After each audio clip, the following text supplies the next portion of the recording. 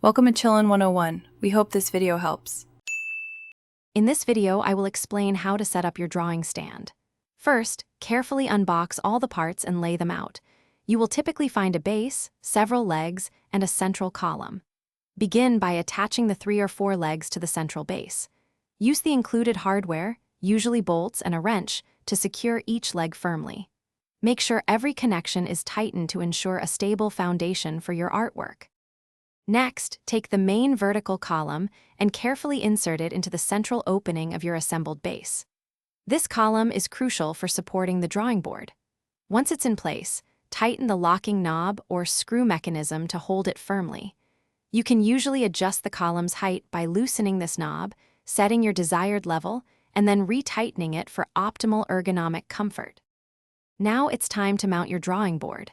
Locate the board's attachment bracket and align it with the top of the main column.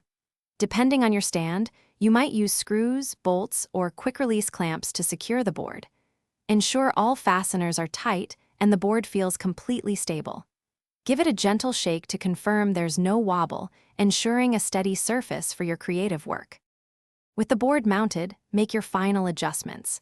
Most stands allow you to tilt the board from 0 to 90 degrees and adjust its height over a range of about 12 inches.